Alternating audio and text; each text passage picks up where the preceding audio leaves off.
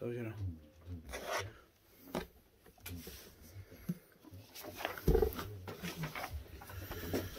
Donc on va, comme on l'a dit, on va essayer de faire un, comment dire, quelque chose d'assez particulier, c'est de faire un cours qui va durer jusqu'à Hanouka, d'accord? Un cours qui va durer jusqu'à Hanouka, tous les jours, parce qu'on aura besoin de tous les jours, j'espère même qu'on aura fini, je suis pas sûr qu'on arrive jusqu'au bout.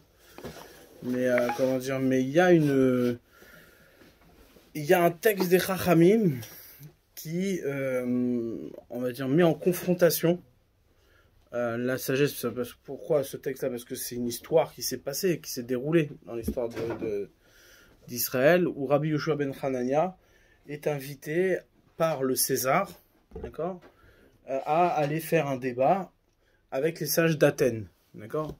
Et donc à travers ce texte-là, on peut, comment dire, on peut voir quelle est la confrontation, et quels sont les, comment dire, on va dire ce que les sages d'Athènes mettent en avant pour pouvoir justement repousser la Torah, et combien Rabbi Yoshua ben Hanania va être capable justement de montrer que non, que tout provient de la Torah, d'accord, et avoir cette, comment dire, cette vraie réponse à la Chochmat Yavan, ce qu'on appelle à la sagesse grecque, ouais, au savoir grec. Donc pour bien comprendre, pour bien se mettre dans le contexte, bon, le texte est très particulier, comme on l'a expliqué un petit peu, on n'a pas eu beaucoup de temps hier de l'expliquer, mais ça veut dire le texte est très particulier parce que c'est un texte qui n'est pas, comment dire, que tu ne peux pas lire, ouais, et le comprendre tel qu'il est écrit. Ouais, c'est un texte qui, comment dire, qui est écrit d'une manière et qui renvoie justement à du sens, mais il faut connaître la connexion entre comment dire, le texte et le sens qu'on veut nous passer. Donc pour cela, il y a eu deux commentateurs, on va dire, il y en a eu d'autres, mais il y a eu deux commentateurs auxquels on va s'intéresser, c'est le Maharal de Prague et le Gaon de Vilna, qui eux ont travaillé sur ce texte-là et qui ont révélé justement la lecture qu'il faut avoir. Et pour nous, il va être très intéressant, puisqu'on s'approche de Hanouka, d'étudier ce texte justement pour comprendre quelle est la galoute, quel est l'exil, ouais, grec, c'est-à-dire quelle est la dimension de l'exil grec, qu'est-ce que ça représente pour nous encore aujourd'hui. On a l'impression quand on fête Hanouka que effectivement c'est une vieille histoire de laquelle on est sorti vainqueur quelque part, puisqu'on a eu le miracle de la fiole, etc. Et donc du coup, on a l'impression que c'est une affaire réglée. Ouais. Or, c'est carrément pas ça. C'est-à-dire, c'est bien le contraire, Ouais, l'exil grec, elle a préparé l'exil d'Édom. Ouais. Elle a préparé l'exil d'Édom en cela que elle est la chokhma, elle va être toute la sagesse de Édom, d'accord, et donc va devenir le prétexte pour Édom de s'installer. C'est-à-dire que sans sagesse, bon, bah, Édom n'aurait pas eu de demeure à construire. Il n'aurait pas eu d'empire à construire. Avec la sagesse des Grecs et le savoir grec, eh bien, Édom a une demeure à construire, il a quelque chose à construire, bien que ce savoir-là ne lui appartient pas. Ouais, le propre d'Édom, c'est de voler, ouais, de récupérer ce que les autres font. Ouais, c'est un petit peu le pouvoir de Édom et de Esav. Mais la grande force de Esav, c'est de mettre en réalisation, ouais, le savoir grec. Le grec, c'est un empire, c'est une malchoute, c'est une royauté très faible. Très très faible. C'est un empire qui a duré 170 ans, 180 ans. Ouais. Et donc l'exil grec a été très court. La grande particularité de l'exil grec, c'est quoi? C'est qu'il s'est passé sur la terre d'Israël. Et c'est pour ça qu'il est doublement intéressant pour nous, aujourd'hui, d'accord, de le saisir, de le comprendre. Pourquoi? Parce que l'exil grec n'a pas besoin de te déloger du lieu duquel tu habites pour te mettre en exil. D'accord? La grande force des Grecs, c'est d'avoir pénétré jusqu'au Echal, c'est-à-dire jusqu'à proche du Kodesh HaKodashim, proche du Saint des Saints, c'est-à-dire proche de cette intimité d'Israël, ouais, et d'avoir impurifié, la pensée d'Israël. Du coup, qu'est-ce qui se passe?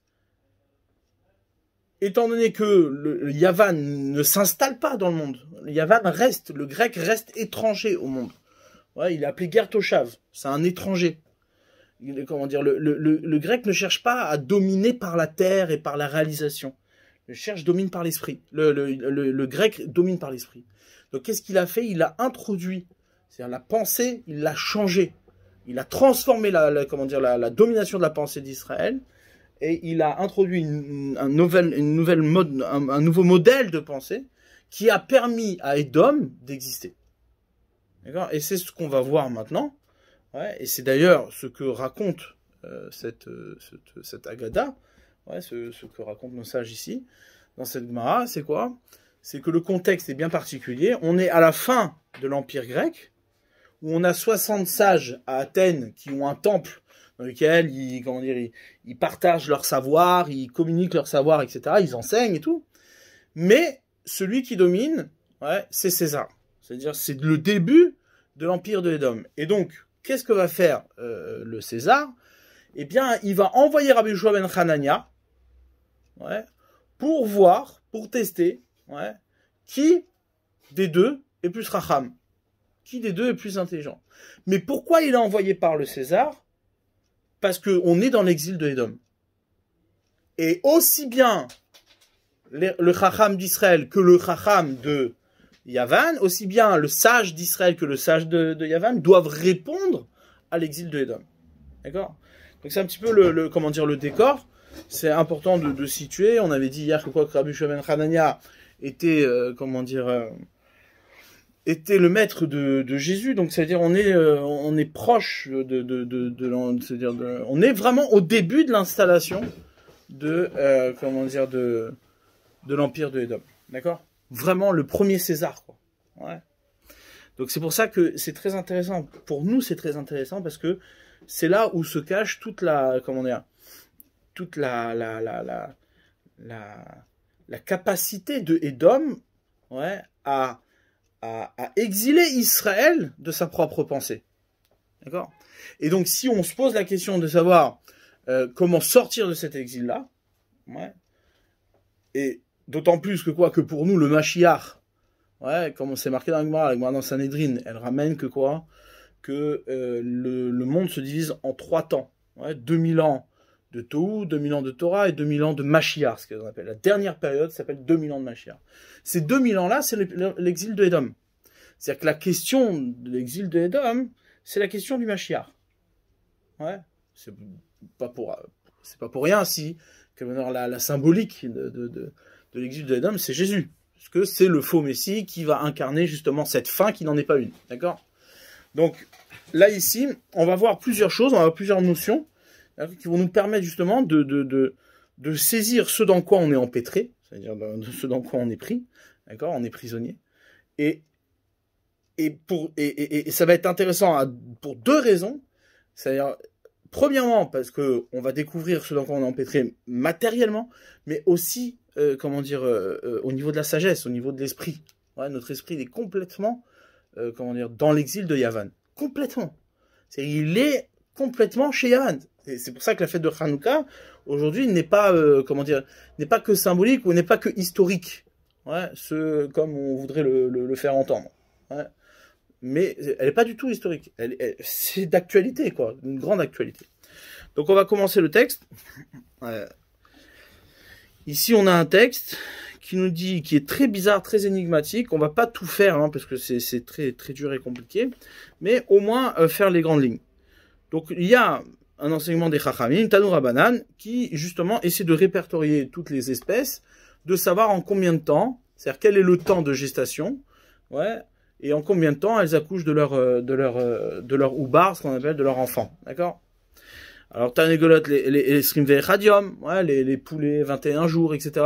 Ici, on n'est pas du tout dans un texte qui vient faire de la science, ouais. On est dans un texte qui vient nous enseigner autre chose que la science, d'accord? Pourquoi? Parce que la science n'est donnée qu'à ceux qui sont capables d'aller voir et d'observer et de mesurer. Tu veux savoir combien de temps met une poule pour accoucher, ben tu regardes, ouais. Ça, les Rachamim, ça les intéresse pas, c'est-à-dire ils sont pas là pour ça. D'accord? Et donc, il y a plein. Tarnégolette, les Srimve Chadium, la poule pour 21 jours. Ouais, et elle a elle a un parallèle. Il y a quelqu'un c'est-à-dire, il y a une créature qui lui correspond. ou Kenegdan Beilan, Luz, ouais.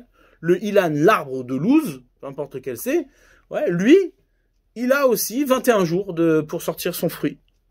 Kelev, le Chamishimium, le chien 50 jours, Kenegdo Beilan Tena.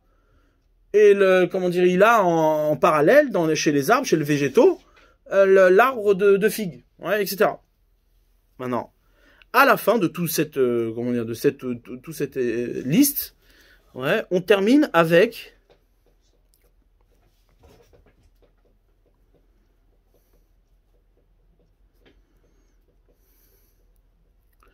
Nachash. Nachash les Sheva Shanim. Le serpent, il met 7 ans. Dit la Gemara, le serpent, il met 7 ans à accoucher.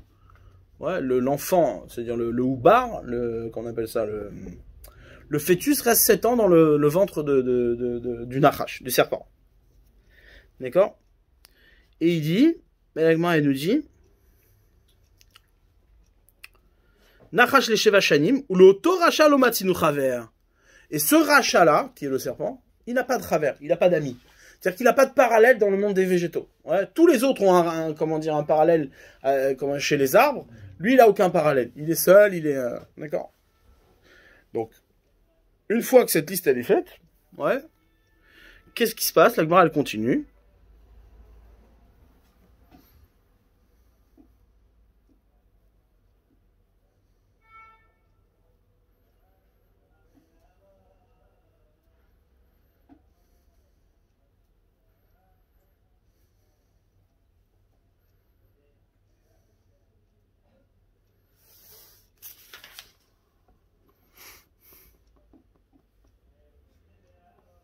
Amarli, Kessar les Rabbi Yoshua ben Hanania. Le Kessar, il s'est adressé à Rabbi Yoshua ben Hanania. Donc le César, il s'adresse à Rabbi Yoshua ben Hanania. Nachash, il lui pose la question. Nachash, les Kamam Me'aber Molid. Le Nachash en combien de temps? C'est-à-dire quel est son temps de gestation? D'accord? Et qu'il accouche. Amarli, les Shavshne. Il a besoin de 7 ans, comme ils nous ont enseigné les Chachamim.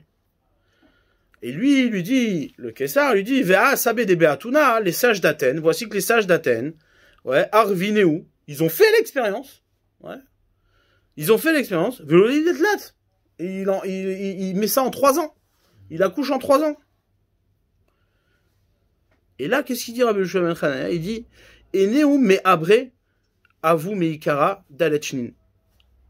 Ouais, il dit non, c'est des menteurs. Ils ont pris un serpent, qui était déjà enceinte de 4 ans. Ouais.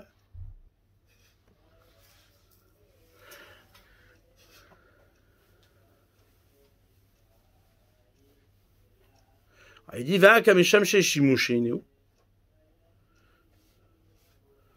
Il dit, mais tu vois, on a vu que ce serpent, il continue à avoir des rapports. Or, on sait que les animaux, ils n'ont pas de rapport lorsqu'ils sont enceintes. Ouais, lorsqu'ils ont un enfant, ils n'ont pas. D'accord? Il dit non, le serpent, hein, le Rabbi Yoshua ben Hanania lui dit non, t'inquiète pas, le serpent, Mesham Sheke Adam. Ouais, ils ont des rapports comme les hommes. D'accord? Ça, c'est la discussion. Et là, le Kessar lui dit, va, Chakime Ineu. Ouais, il dit, mais que quoi, tu es en train de dire que c'est des brels? Eux aussi, ils sont intelligents. Eux aussi, ils sont chacham. Ouais. Et il dit, Anan Chakiminan Minayu. Nous, on est plus intelligents qu'eux. Rabbi Yoshua ben Hanania, il dit, nous, on est plus intelligents qu'eux. Ah, il dit, ah, d'accord, donc toi, tu dis que vous êtes plus intelligent, que la sagesse de la Torah est plus grande que la sagesse des Grecs. Ah, il dit, Ichakimat, si vraiment tu es plus intelligent qu'eux, Zil Zachineu, va les combattre et va être meilleur qu'eux. Ve'iti Neuli, et apporte-les-moi. Ouais, on va s'arrêter là pour l'instant. Le Kessar, il lui dit, ok, t'es en train de dire que la sagesse de la Torah, elle est plus grande que la sagesse des Grecs. Alors va me les chercher, va les combattre, ouais, et ramène-les-moi. Quel est le sens de ça? C'est qu'en vérité, étant donné que toi, juif, tu es dans mon exil, tu es dans l'exil de Édom, et que tu prétends être plus intelligent qu'eux, donc forcément, si toi tu es dans mon exil et que tu es plus intelligent, donc tu dois pouvoir me ramener ces sages d'Athènes sous ma domination. D'accord?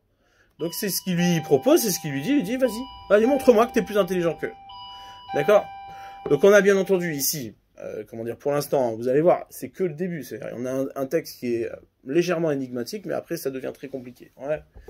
Mais on va voir chaque étape, on va essayer de comprendre. Mais en tout cas, on voit d'ici que ce texte-là, ce qu'il traite, ouais, c'est le rapport de la chorma juive, la chorma de la Torah, ouais, et la chorma du grec, la chorma d'Yavan. Ouais.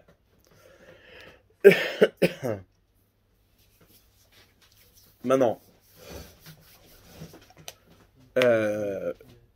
Et là, ici, Rabbi Yoshua ben Hanania, qu'est-ce qu'il fait? Ce qu'il va chercher, ce qu'il va faire, c'est démontrer la supériorité de la Chorma d'Yavan, la supériorité de la Chorma de la Torah, par rapport à la Chorma d'Yavan, par rapport à la Chorma du grec. D'accord? Donc, pour comprendre l'enjeu de ça, ouais, pour bien comprendre l'enjeu de ça, il faut qu'on fasse quelques petites introductions. D'accord? Lorsque on traite le sujet de savoir que si le Nachash, si le serpent, ouais, à combien il est molide, c'est-à-dire en combien de temps il se régénère en fait, c'est-à-dire qu'il est capable d'assurer une prochaine génération, d'accord? C'est en 7 ans. C'est pour nous dire que quoi, hein, que le serpent, il a une particularité, c'est qu'il a besoin d'une shemitah entière. Il a besoin d'une shemitah, il a besoin de ces 7 ans-là, ouais, pour pouvoir faire naître un nouveau serpent. Ça veut dire que tous les 7 ans, tu es sous la réalité d'un serpent. Ouais. T'es dans le réel d'un seul serpent tous les 7 ans. Il n'y a pas 2 serpents. Ouais. Et si tu viens et tu me dis, non, mais il y en a 2 au bout de 3 ans, le grec va dire, il y en a 2 au bout de 3 ans. Ouais. Il dit non. C'est-à-dire que le temps, c'est pas 3 ans, c'est 7 ans. Et t'es un menteur. C'est-à-dire que, en vérité, toi, tu crois qu'il y a un renouvellement du serpent, mais en vérité, c'est pas un renouvellement du serpent, parce que c'est un serpent qui était déjà enceinte. D'accord? C'est-à-dire que tu as un renouvellement, tu crois être un renouvellement au milieu d'un processus qui est déjà en marche. D'accord? Donc, ce que cherche à montrer la Gemara ici, c'est quoi? C'est que dans le renouvellement du serpent, ouais, il y a ce qu'on appelle, c'est-à-dire, il englobe tout le réel de la création. Quand on parle de 7, ouais, on sait qu'Akadosh Baruch Hu, il a créé le monde en 7 jours. Et qu'il n'y a pas plus que 7. C'est-à-dire, notre monde, c'est un monde de 7 jours. Ouais. Comme c'est marqué, comment dire, dans Bereshit, c'est marqué que quoi? Non, même pas on lit ça dans le Shamarou, ouais. Tous les Shabbats. On dit Veshamarou ben Israël.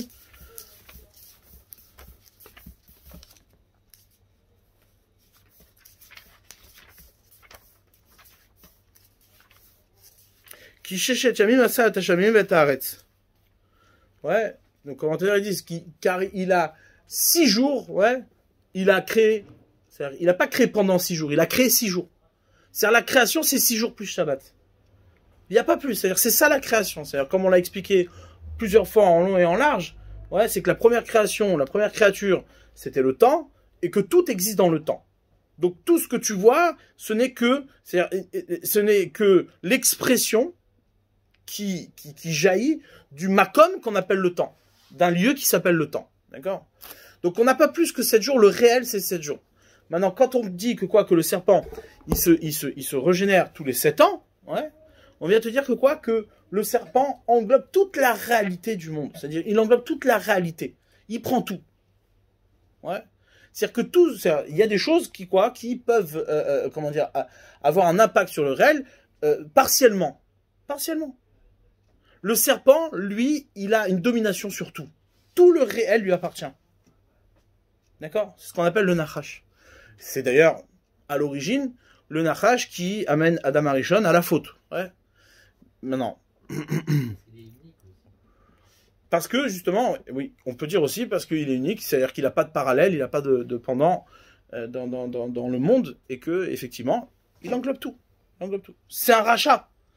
Donc, il a tout pris. Ouais. Exactement ce que Akadosh Baruch Hu voulait éviter, ouais, lorsque il a créé la femme pour pas que l'homme soit seul. Ouais. Il a créé la femme pour pas que l'homme soit seul. Pourquoi? Parce que le danger d'être seul, c'est de se penser Dieu face à Dieu. D'accord? Donc, qu'est-ce qu'on a fait? Akadosh Baruch Hu, il a créé la femme pour pas que l'homme se pense seul. Ouais. Or, le Nachash, qu'est-ce qu'il fait? Ouais. Il prend tout. Il est seul. Ouais, c'est le Nachash. Maintenant, on voit hein, que quoi hein, la Gemara dans Baba Batra, voilà, c'est ça que la Gemara. La Gemara dans Baba Batra, elle ramène que quoi hein, qu'il y avait plusieurs personnes qui sont mortes, Be'etio shel Nachash. Ils sont morts à cause de ce que le Nachash, que le serpent a fait à l'homme, sous le conseil du Nachash. Ouais, ferme la porte, s'il te plaît. Et parmi ces personnes-là, il y en a un qui est Ben Ishaï, c'est-à-dire qui est Ishaï, pardon. Ishaï qui était le père de David. Ouais, Ishaï, le père de David Améler, le père du roi David, c'était Ishaï. Maintenant, la Gemara, elle ramène que quoi? Qu'il est mort Be'etio shel Nachash. C'est-à-dire qu'il est mort c'est-à-dire il est mort que parce qu'il y avait le décret du serpent qui a amené la mort sur l'homme. Mais en vérité, il est mort propre, sans faute. La seule raison pour laquelle il est mort, c'est pas à cause d'une faute. C'est parce que il est sous la domination du serpent. Et que le serpent qui a amené ce décret-là sur l'homme, de mourir, eh bien, s'impose également à Ishaï. Ouais, le père de David. Mais ce qui est intéressant, c'est que la Gemara, elle ramène que quoi? Que Ishaï est appelé Nachash dans le verset. Ouais. On voit que quoi? Qu'il est appelé Nachash.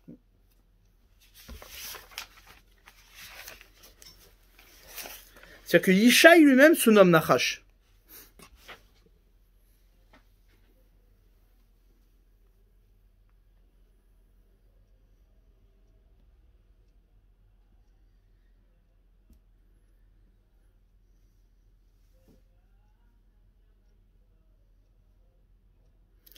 Ouais. Il y a marqué Avigail bat Nachash. Achot Serouya. C'est comme ça que c'est marqué dans le verset. Ouais, Avigail était la fille du serpent. Il dit quoi? Elle serait la fille du serpent? Alobat Ishaï, c'est la fille de Ishaï. Ouais. Il dit non, Ishaï est appelé Nachash. Pourquoi? Parce qu'il est mort Be'etio shel Nachash. Parce qu'il est mort sous le, comment dire, le décret du serpent. D'accord? Donc, on voit d'ici que quoi? Que David Améler, qui est le roi d'Israël, ouais, retrouve dans son affiliation Ishaï, qui est le serpent, qui est Nachash. Ouais. C'est-à-dire que, quelque part, ce que nos sages veulent nous enseigner ici, c'est de nous dire que quoi? Que David Améler, qui est le roi d'Israël, et qui donc va être le Mashiach, ouais, né de Ishaï, qui est Nachash, qui est serpent, qui est le serpent, qui est le Nachash. Ouais, il s'appelle Nachash. Et le Gaon de Vina, lui, il fait remarquer, il rajoute un peu plus, il dit Nachash, ouais, c'est pour ça que Nachash, Gematria, Mashiach. Ouais, Nachash, c'est exactement la même Gematria, 358, la même Gematria que, que Mashiach. D'accord? Donc, il y a ici quelque chose de, d'assez profond, qu'il faut qu'on gratte, ouais, qu'on approfondisse. C'est quoi? Hein? C'est que la réalité du Mashiach descend du Nachash. Elle descend du Nachash. Ouais. Elle descend du Nachash. En vérité, ce qu'il faut comprendre, déjà dans un premier temps, c'est que, tout simplement, le Nachash qui, lui, a englobe toute la réalité du monde. Et toute la création, il l'englobe. Ouais. Eh bien, le Mashiach, qu'est-ce qu'il vient faire? Il vient nous délivrer de ça. C'est quoi le Mashiach? Le Mashiach, c'est celui qui vient te montrer l'ouverture de la prison dans laquelle le Nachash nous a mis. D'accord? C'est-à-dire que, puisque le Nachash est capable, ouais, d'être dominant sur toute la réalité du monde, ouais, la réalité du Mashiach, c'est quoi? Elle découle de la réalité du serpent. Ouais. Et c'est ça qui est très intéressant, c'est-à-dire que le Mashiach ne vient pas te délivrer, ouais, sur un terrain dans lequel tu n'étais pas emprisonné. Ça pourrait exister, on pourrait penser la délivrance comme ça. Ouais. La délivrance, ça peut être une nouveauté. Ouais. Et d'ailleurs, on le pense comme ça. C'est-à-dire, dans l'histoire des hommes, la délivrance, c'est quoi? C'est une nouveauté. Jusqu'à maintenant, tu n'y avais pas pensé, maintenant tu y penses. Ouais. On peut faire les choses autrement. Mais là, c'est pas du tout le cas. C'est pas du tout le cas.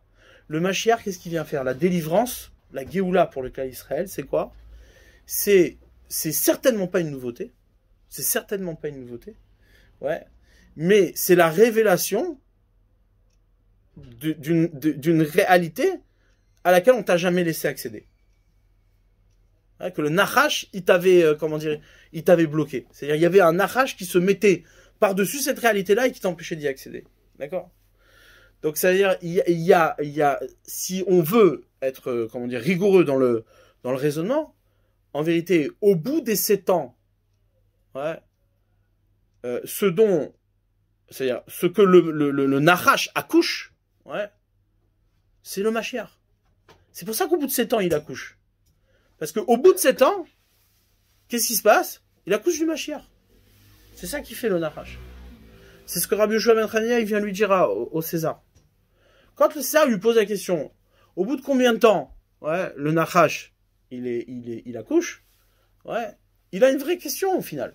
Et c'est la vraie question de Edom. La vraie question de Edom, c'est quoi? C'est de savoir où elle est la fin.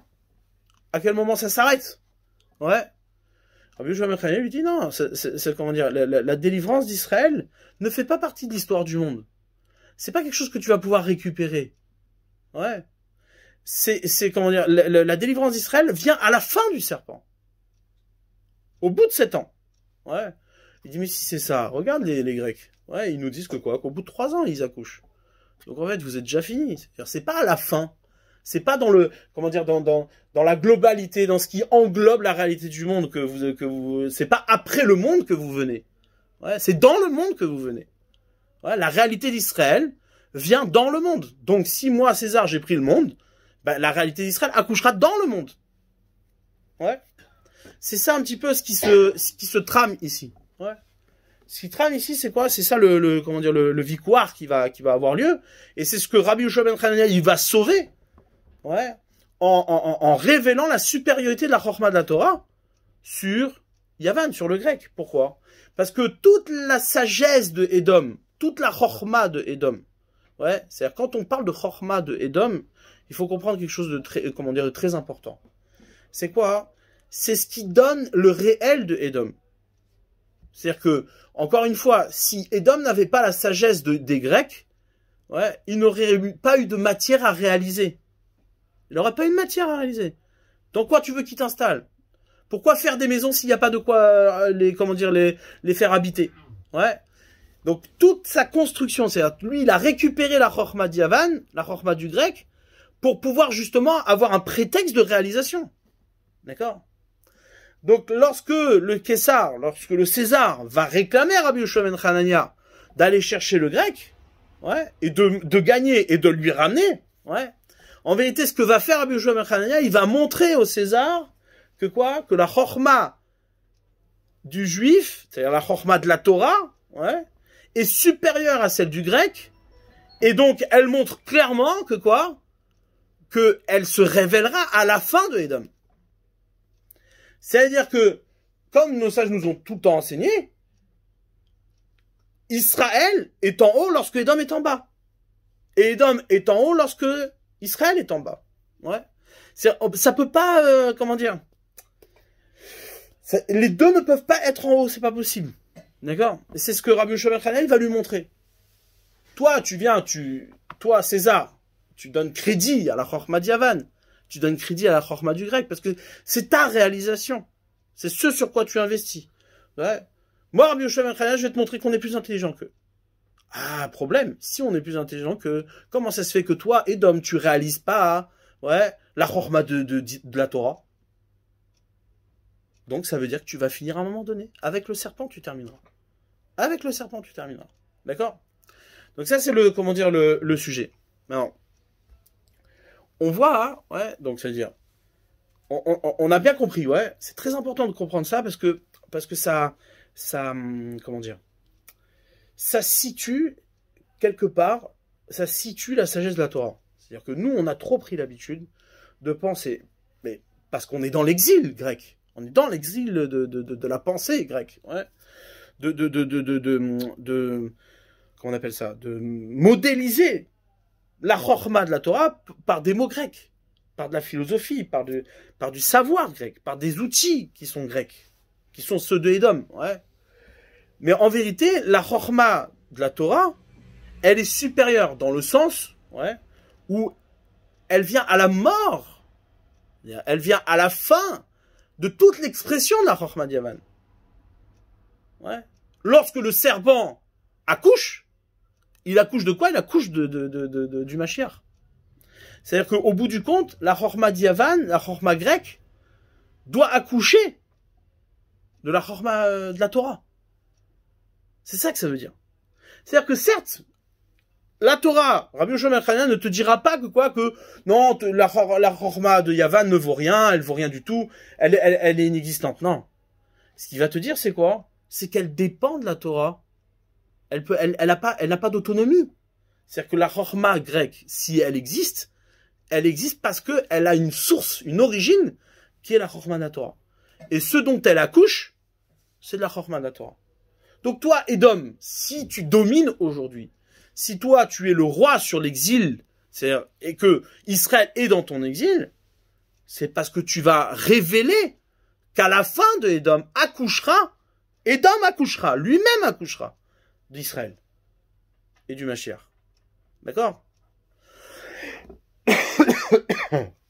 Ça, c'est ce que, comment dire, c'est le thème de cette Gemara. C'est le thème de cette Gemara, on va le voir en détail. Et donc, on comprend bien maintenant pourquoi cette Gemara va nous renseigner sur le sens de Hanouka. Sur le sens de Hanouka. Quand on traite le sujet de Hanouka et qu'on met en avant la supériorité de la Chokhmah de la Torah sur la Chokhmah de Yavan, ouais, que Yavan, le grec, c'est l'obscurité et que Israël, c'est la lumière, ouais, il faut comprendre que tant qu'on n'est pas délivré, on est dans cette obscurité. C'est pas, jamais, à aucun moment, il faut s'imaginer que la Chokhmah de la Torah a pris place dans le monde, ouais, comment dire, en éliminant la Chokhmah de Yavan. C'est pas possible. C'est-à-dire, la Chokhmah de Yavan domine dans le monde. Elle domine. La seule chose, c'est quoi? C'est la lumière qui était le miracle de cette fiole. C'est quoi? C'est d'exprimer et de garantir cette foi-là d'Israël que au bout de la Chokhmah de Yavan, qui est installée par Edom, c'est le juif, c'est la Torah. D'accord? On va essayer d'exprimer ça sous une forme plus simple. Ouais. Il y a marqué la paracha dans Vaïtranan.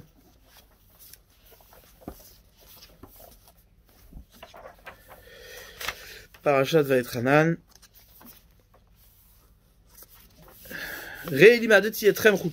Donc mon cher Rabbeinu s'exprime en disant: voyez, je vous ai enseigné ces lois, les préceptes, etc. Ka'asher tivani Hashem Elokai, comme l'Éternel mon Dieu m'a ordonné, la sot ken bekerev haaretz, afin de les appliquer, de faire ainsi sur la terre. Sur la terre. Ouais. Asher atem baim shavan l'erishta, que vous venez hériter. Ushmartem va'asitem, vous garderez, vous ferez. Ki chokhmatrem ubinatrem leneamim, car c'est votre sagesse et votre intelligence aux yeux des peuples. Que les peuples vont entendre, les nations vont entendre toutes ces lois-là, et ils diront Rakam Chacham Venavon Agoy Agadol Azeh. Seulement ce peuple intelligent, Chacham, ouais, Venavon Agoy Agadol Azeh. Il ne peut pas avoir d'autres peuples aussi intelligents que celui-là. Donc ça veut dire qu'on parle de quoi? On parle, ouais, que lorsque les bénis Israël viendront sur la terre pour faire les mitzvot, ouais, alors les nations pourront témoigner, c'est ce qu'elles verront. Elles verront que ce peuple-là, c'est le peuple, comment dire, c'est-à-dire unique dans sa chokhmah. C'est supérieur dans sa chokhmah. D'accord? Maintenant, Rashi, comment dire, Rashi dit, ici, il dit quelque chose de dingue, il dit comme ça. Bezot ki i chokhmatem venatechem la'amim, car ils diront, ces nations-là diront que c'est votre sagesse, c'est-à-dire, Hachem dit, c'est votre sagesse aux yeux des peuples. C'est votre sagesse aux yeux des peuples. C'est-à-dire quoi? Qu'est-ce qu'est la sagesse aux yeux des peuples? C'est le fait de garder les mitzvot sur la terre. Ouais, Bekerevaret, sur la terre.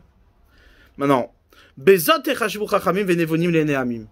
par cela, vous serez considéré chacham et intelligent aux yeux des peuples. D'accord? Donc c'est par le fait que vous allez garder les mitzvot sur la terre que vous serez intelligent aux yeux des peuples.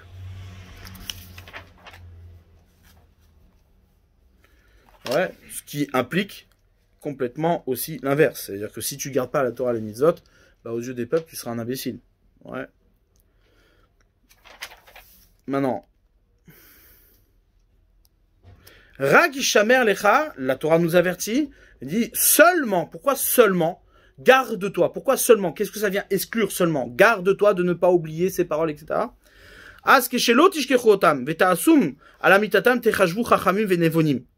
Ouais, c'est seulement, on dit Rashi, seulement lorsque vous n'oublierez pas, vous ne les oublierez pas et que vous les appliquerez dans leur vérité, alors vous serez considérés comme chachamim.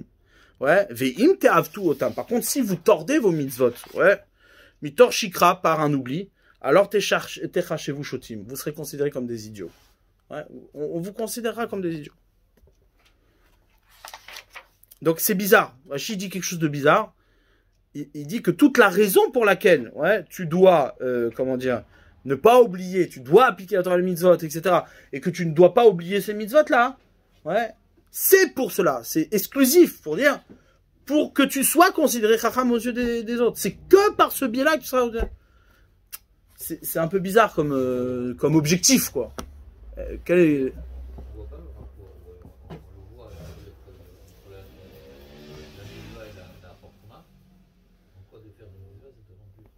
Voilà. Et pire que ça, c'est-à-dire non seulement ça te rend plus chacham, mais après tu peux dire ça c'est dans l'intimité de l'expérience, mais aux yeux des autres. C'est-à-dire aux yeux de qui? Pas des autres juifs, aux yeux des nations. C'est-à-dire que les nations, elles témoigneront de ta chorma. C'est-à-dire, c'est... Alors qu'elles-mêmes n'ont pas du tout de, comment dire, de sensibilité de l'expérience de la mitzvah, ouais. Donc là aussi, c'est-à-dire, c'est quelque chose qui est visible. C'est quelque chose qui est visible par celui qui n'a pas de connaissance de ce que tu fais. Ouais. Donc ça veut dire, on parle d'une évidence, quoi. C'est assez surprenant. Mais ce qui est très bizarre, c'est quoi? C'est que Rashi vient te dire, c'est ça le rak, ouais. C'est seulement, c'est exclusif pour dire, par cela seulement vous serez considérés comme chachamim, ouais. Et comment? Et sinon, vous serez considérés comme des shotim. Comme si toute la raison pour laquelle, ouais, tu appliques la Torah et les mitzvot, c'est dans le but que quoi que les nations reconnaissent ta chorma. Alors bien sûr, comment dire, le Ramban, lui, il est pas d'accord.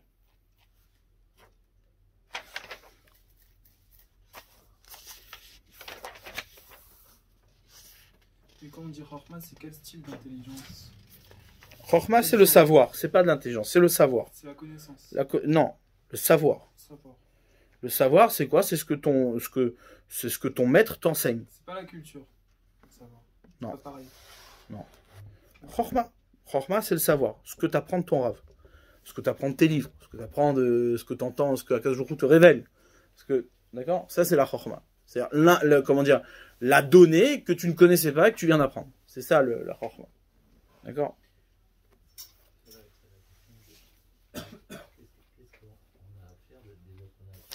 Voilà, c'est ça. C'est ça la question. Qu'est-ce qu'on en a à faire? Ouais, qu'est-ce qu'on en a à faire? Alors je trouve. Évidemment.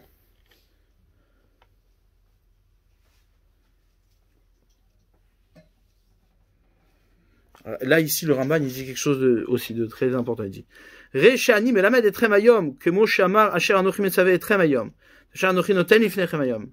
Oyomar limad eti mipene sheiskir. Ouais, il dit j'ai enseigné parce qu'on a mentionné ici la asot ken bekerev haaretz, afin que vous accomplissiez ça sur la terre. Klomar re'e be'ed bo'echal haaretz, vois qu'au moment où tu viendras sur la terre, chez limad eti etrem chukim u'mishpatim kashat tivani Hashem Elokai. Ouais. Alors tu verras que quoi, hein, que chez la mat que je vous ai enseigné ces lois-là, ces préceptes-là, comme Hachem m'a ordonné. Veini mitrila d'aver ala davar sheiklal l'école assez velota assez ve'ata yazir bechukim shem gzorah, etc. Ve'amar la sot ken bekerev haaretz, le pasuk vient nous dire que tu feras ça sur la terre, les azir al kulam, pour avertir tout le monde. Ki yesh chukim rabim mishpatim shenan noagim bechutz haaretz, qu'il y a des lois, beaucoup de lois qui ne s'appliquent pas en dehors de la terre, ouais. O Yirmosh Sheikar HaMitzvot, ou bien que l'essentiel des mitzvot, Kulan, toutes, Ba'aretz, elles doivent s'accomplir sur la terre. Kemo Sherimasti Besod Haaretz. Ouais, comme je l'ai plusieurs fois, allusionné sur le secret de la terre. C'est-à-dire que le Ramban vient dire, bon, ça c'est connu, que le Ramban dit que toutes les mitzvot doivent être accomplies sur la terre. C'est ça, une mitzvah, c'est fait pour être accomplie sur la terre. Sur la terre d'Israël. D'accord? Donc, c'est-à-dire, le Ramban, il vient bien te dire ici que tout l'intérêt, c'est de le faire sur la terre. Mais, derrière Rachid, il dit, tu vas les faire sur la terre, dans le but que les nations puissent te voir, et dire que une reconnaissance de ta chorma, de ta sagesse, etc. Ouais. Comment dire, il y a quelque chose qui manque ici. Ouais. Alors.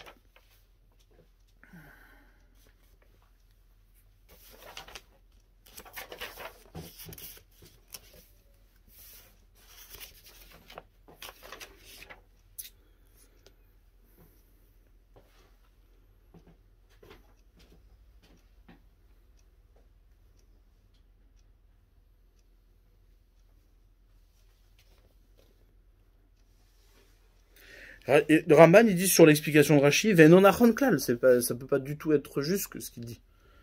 Ouais.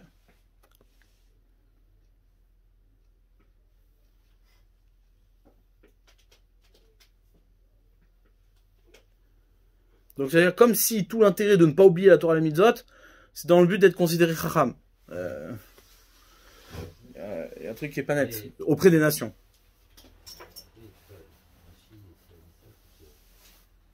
Quoi? Rachi quoi?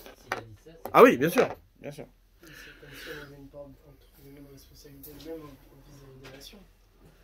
Oui, mais c'est pas suffisant. Tu peux avoir une responsabilité vis-à-vis des nations, mais dire que toute la raison pour laquelle tu dois pas oublier ta Torah, c'est pour ça, pour que les nations puissent témoigner de ta chorma, c'est-à-dire c'est aller chercher une raison qui est beaucoup trop loin de la réalité des choses. Tu dois pas oublier la Torah parce que la Torah, c'est ce que Hachem t'a donné, c'est tout. Tu dois garder le lien avec ta Torah. Quand on dit témoigner de notre chorma, c'est surtout témoigner d'Hachem, quoi. Ouais, et puis j'en ai à faire que les nations témoignent avant même que moi je l'ai oublié. La raison pour laquelle je dois pas oublier, c'est parce que je dois pas oublier, tout simplement. C'est-à-dire, Hachem, il t'enseigne quelque chose, il te révèle quelque chose. C'est ton lien avec Akadosh Baruch Hu. Pourquoi tu devrais l'oublier? Ne l'oublie pas parce que c'est ton lien avec Akadosh Baruch Hu, mais ne me dis pas, ne l'oublie pas parce que sinon les nations pourront pas te reconnaître et te considéreront comme un idiot. C'est une raison qui n'est pas recevable. D'accord? Donc, c'est pour ça que d'ailleurs que le Ramban il dit mais non achon klal, c'est-à-dire il se justifie même pas, il argumente même pas, c'est une évidence que ça veut rien dire. Ouais. Donc en vérité, ce que Rashi il veut nous faire entendre, ouais. On voit il y a quelque chose de très surprenant. C'est quoi? C'est que il y a eu une période dans l'histoire d'Israël, d'accord, et du monde, où effectivement on était comme la période du Mashiach. Comme la période du Mashiach. C'était le règne de Shlomo HaMelech. Ouais, Shlomo HaMelech. Comme nos sages, ils nous expliquent que Shlomo HaMelech c'était la 15e génération. Ouais. Depuis Abraham, et qu'on était au maximum de la révélation de la volonté divine dans le monde. Pourquoi? Parce que c'est les 15 jours de la lune, d'accord, où la lune elle est pleine, et donc et après, depuis Shlomo HaMelech, on fait que regresser, chuter, etc. D'accord? Mais il y a une période dans l'histoire d'Israël où c'était comme le Mashiach. Et quelle était la particularité de Shlomo HaMelech? C'est quoi? C'est que toutes les nations reconnaissaient la royauté de Shlomo HaMelech. Elles reconnaissaient entièrement la royauté de Shlomo HaMelech. C'est que c'était sa chorma était le repère du monde. Ouais, l'homme le plus sage de parmi tous les hommes, d'accord? Il a incarné cette réalité-là, qui est que toutes les nations ont reconnu Shlomo HaMelech comme roi, ouais, de par sa chorma, de par sa sagesse, d'accord? Donc on voit que quelque part, ouais, le Mashiach, c'est quoi? C'est faire reconnaître aux nations la supériorité de la chorma de la Torah, la chorma d'Israël. Ouais. À l'inverse, l'exil, c'est quoi? c'est cacher cette réalité. Ouais, c'est le serpent. C'est celui qui empêche justement de, comment dire, de faire accoucher la chorma de la Torah pour révéler combien la chorma d'Yavan, ouais, n'est que, comment dire, n'est qu'un dérivé de la chorma de la Torah. D'accord? Et elle tire sa source de la chorma de la Torah. Donc, c'est-à-dire, il y a ici, et on voit que quoi, que tout le personnage de Shlomo HaMelech, c'était ça. Ouais. Shlomo HaMelech, il a écrit 2 textes principaux, 3 textes, mais il y a 2 textes qu'on connaît bien, c'est Mishlei et Shir HaShirim. Ouais. Mishlei et Shir HaShirim. Donc ça, ils nous disent que quoi, que Shlomo, c'est les lettres les Moshe. C'est-à-dire que toute la réalité de Shlomo HaMelech, c'était d'arriver à Moshe. C'est-à-dire quoi, d'arriver à Moshe, de revenir au Sinaï, ouais. C'était de révéler la Torah dans le monde et montrer que tout dépendait de la Torah. Ça, c'est le secret de l'application de la Torah et les mitzvot Bekerev Haaretz, sur la terre. Ouais. C'est quoi sur la terre? Pourquoi tu dois accomplir les mitzvot sur la terre? Ouais. Parce que en vérité, on vient révéler que quoi? Que les mitzvot, c'est pas quelque chose déconnecté du monde. C'est-à-dire que même toute la réalité matérielle, c'est-à-dire la réalité de la terre, ouais, renvoie à la révélation de la Torah. C'est ça que l'important, c'est-à-dire complètement l'inverse, ouais, du discours sioniste et sioniste religieux, complètement à l'inverse, c'est-à-dire, mais ça malheureusement c'est soit la bêtise, soit le l'intérêt qui empêche de réfléchir, mais ça veut dire la réalité d'accomplir la Torah et les mitzvot seulement sur la terre, ouais, c'est justement pour montrer et pour révéler que quoi, que la terre engendre la mitzvah. C'est que tout ce qui est terre, ouais, appelle la mitzvah. Et que la terre d'Eretz Israël, c'est le lieu dans lequel on accomplit la Torah et la mitzvah. On ne peut pas accomplir autre chose. On ne peut pas accomplir autre chose. Ouais. Les types, ils ont compris à l'envers. C'est-à-dire, tellement que c'est des paysans, ils ont compris à l'envers. C'est-à-dire, tu fais la Torah, ouais, qui est au service de la terre. C'est-à-dire, qui est au service de la terre. Et Abrel, c'est la Torah comment dire, c'est la terre qui révèle la nécessité de la Torah. Ouais. Ça, c'est, comment dire, c'est quoi? Et ça peut pas être autrement. C'est-à-dire, si tu veux mesurer l'exil d'Israël, ouais, et sa délivrance, c'est simple. C'est pas de savoir si les Juifs, ils sont sur leur terre ou pas. C'est tout simplement de voir si les nations reconnaissent la chorma de la Torah. C'est comme ça que tu mesures si tu es en exil ou t'es pas en exil. Ouais. Maintenant, lorsque tu en es arrivé, ouais, à dire que quoi, que c'est la chorma des nations que l'on reconnaît pour nous, alors là, achlet, ça veut dire que tu t'es enterré. Ouais. C'est encore pire. Maintenant, ce que veut dire ici le Ramban, ouais, c'est qu'il vient te dire que quoi, que tu dois accomplir les mitzvot sur la terre. Tout le travail de Shlomo HaMelech dans Mishlei. Mishlei, c'est quoi? C'est un machal. Ouais, le mot, d'ailleurs, le nom de Shlomo HaMelech, c'est machal. C'est les mêmes lettres. Machal, c'est une parabole. Ouais.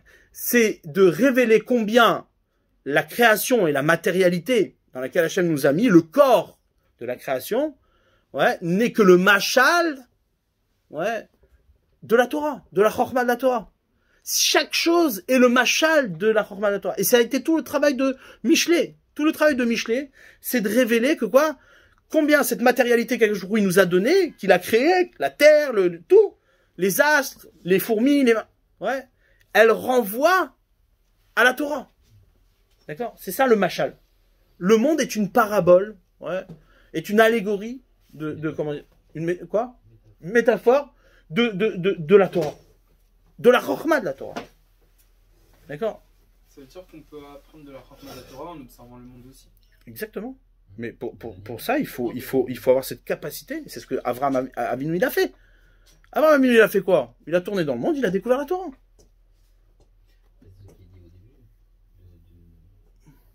Le rapport avec les animaux. Tout à fait. A fait la tournée dans le monde. Donc Shlomo HaMelech, qu'est-ce qu'il a fait? Il a révélé combien chaque chose révèle la Torah. Et que chaque chose existe de par la chorma de la Torah. Shir HaShirim, ouais, c'est encore plus intense. C'est-à-dire, Shlomo Ameler, dans un premier temps, il s'est occupé comment dire, des choses globales, c'est-à-dire la matérialité, comment dire, dans sa globalité. Mais après, il est allé dans la matérialité de l'intimité. Ouais. Le rapport entre l'homme et la femme. Cette matérialité encore plus, ouais, ouais. Et là-bas, pareil, le même travail. Et c'est quoi ce travail-là? Plus on parle matériel, plus la grandeur de la révélation est importante. C'est pour ça que Shir HaShirim, c'est un texte d'une, comment dire, d'une intensité et d'une profondeur beaucoup plus intense, beaucoup plus profonde que Michelet. Ouais. Pourquoi? Parce que là-bas, on parle de matérialité beaucoup plus profonde encore, beaucoup plus prononcée. Donc, plus la matérialité est prononcée et plus t'arrives à faire le lien avec la Torah, plus la révélation de la Torah est grande. D'accord? La Chokhma de la Torah est grande. Donc ça, c'est ce que, comment dire, Shlomo Ameler a fait. Et c'est pour ça que Shlomo Ameler, quelque part, il incarne cette réalité-là qui est de l'ordre de la réalité du Mashiach. Ouais, de l'ordre de la réalité du Mashiach.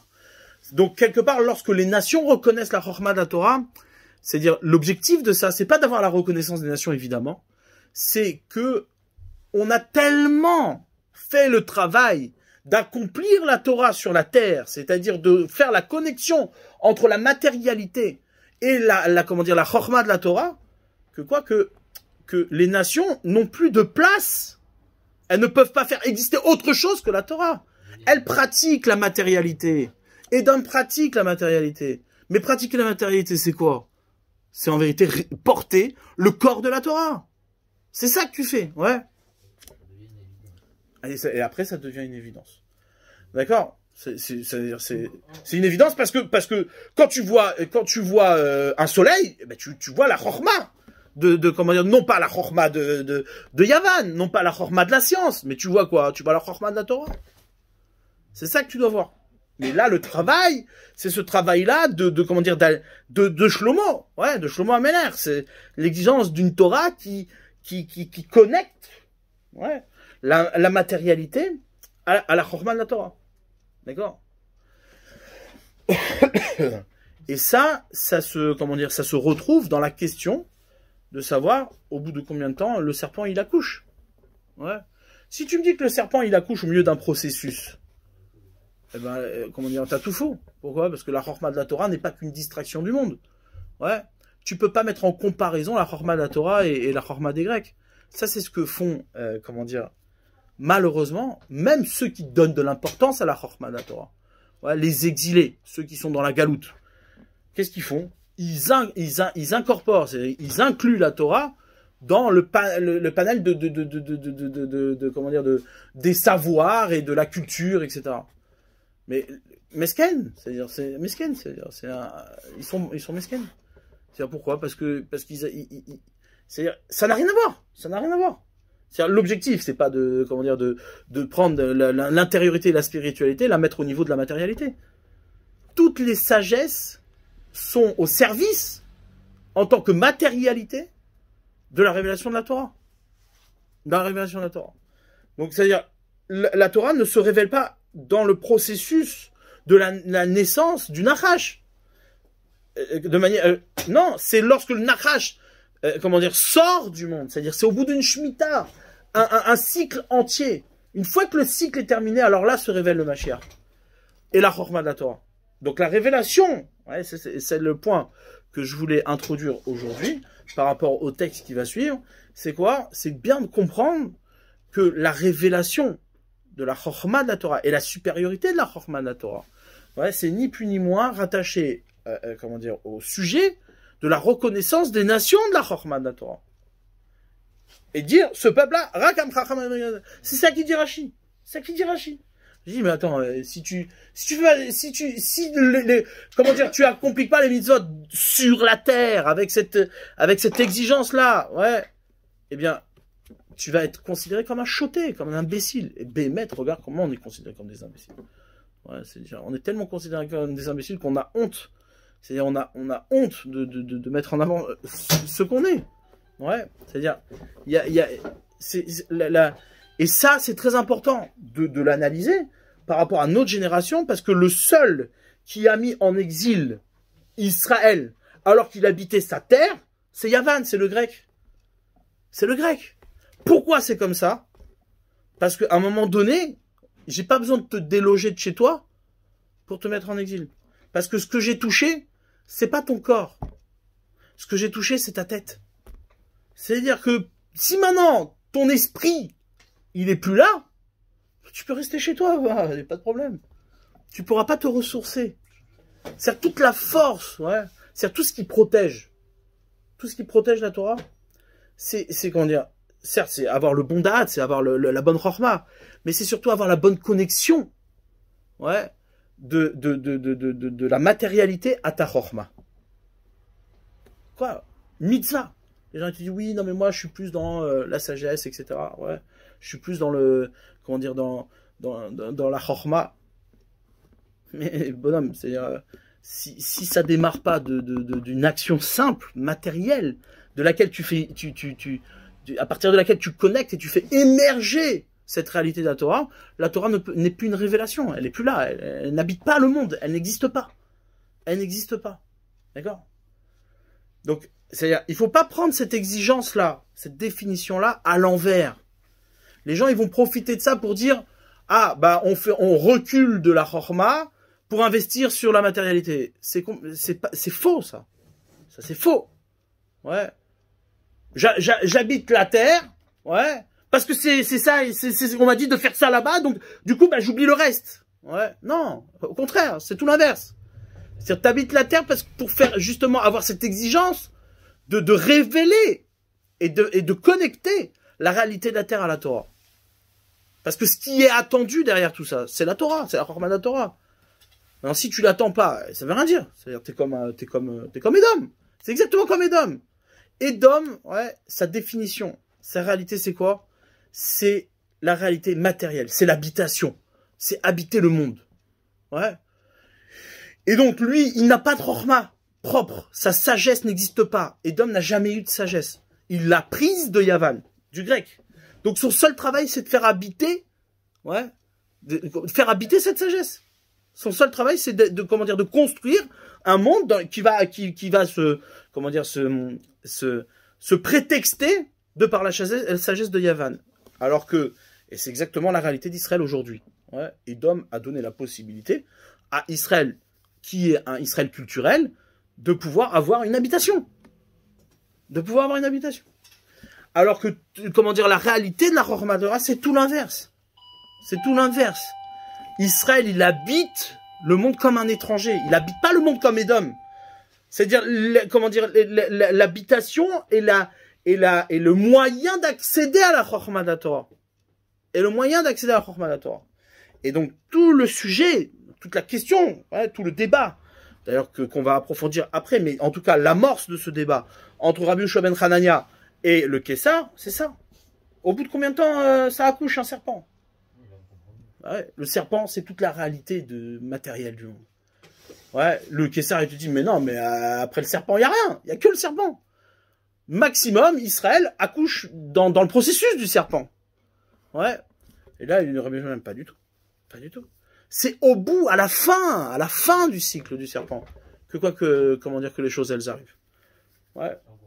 D'accord?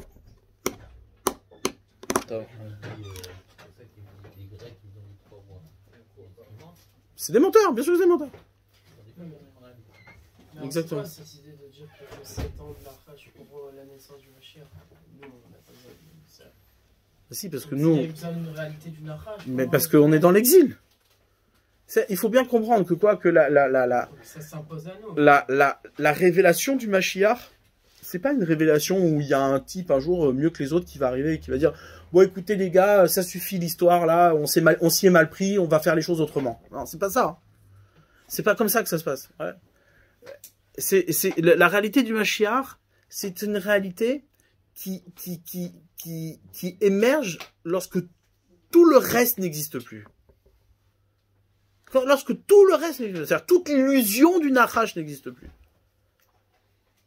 Maintenant, si l'illusion du Nachash, comment dire, se fait l'accueil du Mashiach, c'est des faux messies. C'est Jésus, c'est tout le reste, quoi. partir du moment où il n'y aura plus de Nachash, c'est là où tu peux prétendre à avoir un Mashiach. C'est pour ça que toute la réalité dans laquelle on vit aujourd'hui, on vit dans une réalité comment dire, de Nachash. Tu me dis, oui, c'est bon, c'est la Géoula. C'est la Géoula. C'est quoi la Géoula? La Géoula, ça vient à la fin du processus de la gestation du serpent. Pas au milieu. Si tu me dis, oui, c'est la Géoula anticipée, ouais. Ah bah, c'est-à-dire que t'es comme le grec. Ton serpent, il accouche au bout de 3 ans. Ouais. C'est quoi cette idée alors de dire par exemple, il y a plusieurs choses quand on dit, par exemple, quand on dit Mashiach, ça peut dire avant, ou par exemple quand on dit que comme tu as dit tout à l'heure avec Shlomo Ameler, que c'était une époque où, comme l'époque du Mashiach, c'est comme si au final c'était pendant le processus des 7 ans du Nachash et on voit le Mashiach. Non, il a échoué. Shlomo Ameler, il a échoué. Et la raison pour laquelle il a échoué, c'est quoi? C'est qu'il s'est marié avec la fille de Pharaon le jour de l'inauguration du Beth Amikdash. Il aurait pu ne pas échouer. Bah oui, il aurait pu. Mais ne pas échouer, non, ne pas échouer, justement. Ne pas échouer, c'est s'exclure du processus du Nachash. C'est mettre fin au processus. Avant. C'est pas mettre fin. C'est émerger à la fin du processus du Nachash. Il s'est marié trop tôt avec la fille de Pharaon, qu'est-ce que je te dis? Le jour de l'inauguration du Beth Amikdash, je suis marié avec elle. Certes, il y avait un tikkun, mais pourquoi tu le rentres dans le processus? Si tout doit être relié à la Torah, quel meilleur jour que le jour de l'inauguration? Oui, mais sauf que Shlomo Ameler, il a fait les choses par rapport à lui-même. Alors bon, bien sûr, nous, on peut pas juger Shlomo Ameler. Il faut quand même garder de la distance parce qu'on a rien à voir avec lui. Mais ça veut dire toutes les fautes de Shlomo Ameler, c'est celle-là. C'est de dire la Torah, elle a dit que qu'il faut pas que je me marie avec plusieurs femmes. Il faut pas que je me marie avec plusieurs femmes, mais moi je vais tenir. Ok, même si tu as les capacités de tenir, mais ça veut dire que tu ramènes la Torah, comment dire, dans un processus matériel, et c'est pas possible. Les rois, ils ont le droit de... Non, ils sont limités. C'est ça. Exactement. C'est